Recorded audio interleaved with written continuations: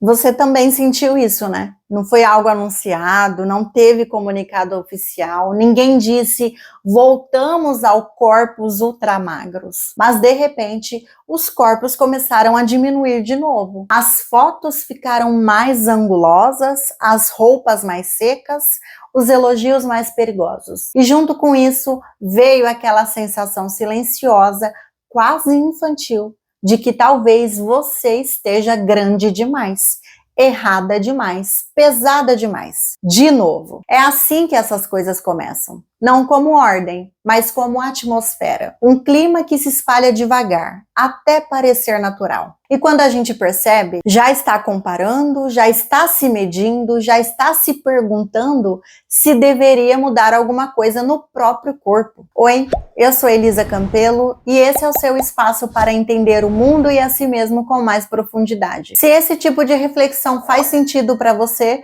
já se inscreva e deixa o seu like porque ele faz muita diferença para o crescimento do canal. O mais perverso dessa volta da magreza extrema não é nem o corpo em si, é o discurso que vem junto. Porque agora não se fala mais em dieta, se fala em estilo de vida. Não se fala em restrição, se fala em disciplina. Não se fala em sofrimento, se fala em estética. Tudo fica muito limpo, muito bonito, muito silencioso. E é exatamente aí que mora o perigo. Quando algo é violento, mas elegante, fica difícil apontar o problema sem parecer exagero. Só que o corpo sente antes da consciência entender. Ele sente quando começa a ser pressionado a caber de novo em um molde que nunca foi feito para pessoas reais. Quando a gente olha para as famosas, para as passarelas, para as capas de revista, sempre aparece alguém dizendo que é escolha pessoal, que agora se sente melhor, que cada um faz o que quer com o próprio corpo, que ninguém tem nada a ver com isso. E em partes, isso é verdade, mas é uma verdade incompleta. Porque quando uma pessoa famosa emagrece drasticamente, isso não acontece no vácuo. A imagem dela circula, viraliza, vira referência. Ela não é só um corpo, ela é um símbolo. E símbolos educam. Eles dizem o que é desejável, o que é elogiável, o que é recompensado. Só que ninguém fala do custo disso para quem está ali dentro. O corpo dessas mulheres não é só corpo, é contrato, é permanência, é sobrevivência profissional. Existe uma pressão absurda para não engordar, para não envelhecer, para não ocupar espaço demais. Muitas não estão tentando nem ser exemplo de nada, só estão tentando continuar existindo dentro daquele sistema. E tem uma coisa que quase ninguém fala. Muitas dessas famosas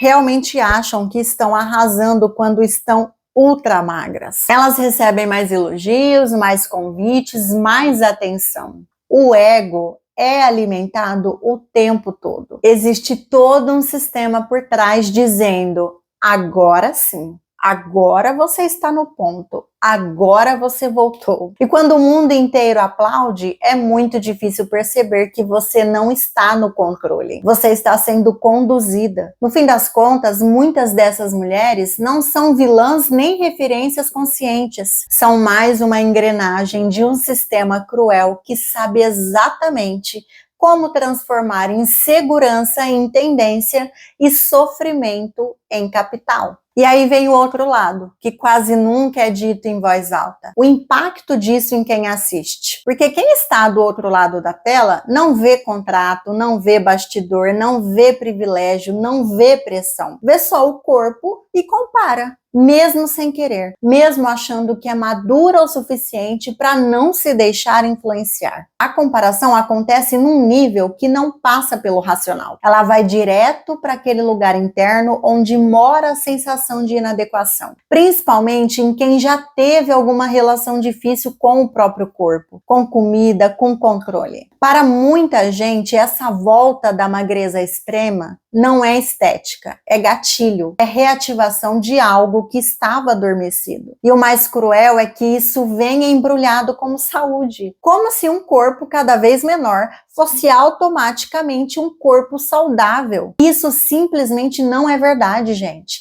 ter um corpo magro nem sempre é sinônimo de saúde. Saúde não é aparência, não é osso aparente, não é silêncio do estômago. Saúde é funcionamento, é equilíbrio, é energia vital. Mas isso não vende. Um corpo exausto não parece exausto quando está bem iluminado, bem vestido e bem editado.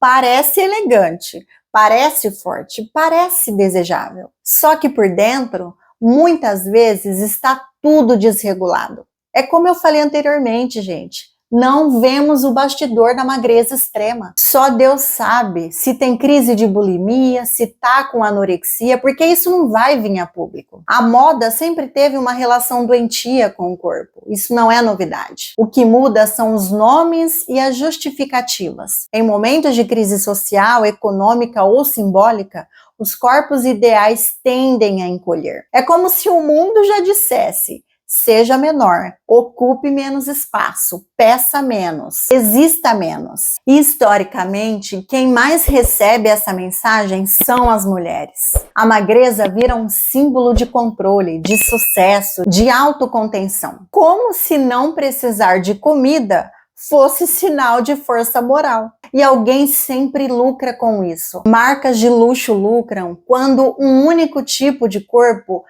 vestem melhor suas roupas. A indústria do bem-estar lucra quando transforma sofrimento em rotina aspiracional. Clínicas, procedimentos, suplementos, conteúdos inspiradores lucram com a promessa de um corpo que nunca chega, porque o corpo ideal precisa estar sempre um passo à frente, sempre um pouco fora de alcance. Se todo mundo se sentisse bem, o sistema quebraria. O problema é que os malefícios quase nunca aparecem no feed. Não aparece a ansiedade constante, a obsessão, a culpa por comer, a queda hormonal, o cansaço crônico, a perda do prazer em fazer alguma coisa que antes você gostava. Não aparece a vida ficando pequena junto com o corpo. Não aparece a identidade sendo reduzida a um número, a uma silhueta, a uma imagem. Quando todo mundo começa a achar normal algo que machuca. Isso não é normalização. É anestesia para um problema muito maior. E quando alguém aponta isso, a reação costuma ser defensiva. Dizem que é inveja, que é exagero, que é problema de quem vê, como se questionar um padrão fosse fraqueza.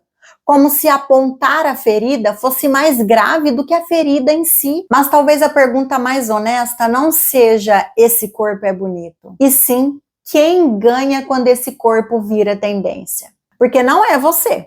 Não é a pessoa comum que começa a se olhar com estranhamento. Não é quem passa a achar que precisa se consertar. Não é quem sente que nunca está suficiente. Quando todo mundo começa a achar normal algo que machuca, alguma coisa muito errada já aconteceu antes. A gente já viu esse filme. A gente sabe exatamente como ele termina. Com corpos adoecidos, problemas emocionais gravíssimos e gerações inteiras tentando desaprender anos de ódio ao próprio reflexo. E mesmo assim, fingimos que agora é diferente, que agora é escolha, que agora é liberdade. Só que liberdade não nasce da comparação constante. Liberdade não nasce do medo de engordar. Liberdade não nasce da vigilância permanente sobre o próprio corpo. Talvez o ponto não seja demonizar corpos magros, nem controlar escolhas individuais.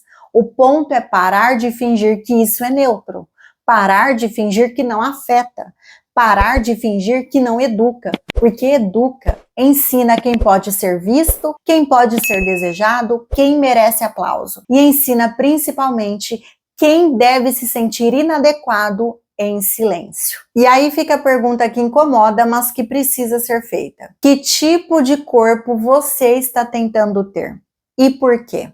Essa vontade é sua mesmo ou foi plantada por esse sistema? Quem você acredita que vai ser quando chegar lá, nesse corpo ultra magro? E o que você está perdendo enquanto corre atrás disso? Bom, pessoal, esse foi o vídeo de hoje. Se você gosta de refletir e questionar o que está na superfície, já se inscreve aqui no canal para não perder nenhuma atualização e compartilhe esse vídeo com alguém que você conheça. Vou adorar ter você junto comigo nessa jornada de pensar diferente. Te vejo no próximo vídeo.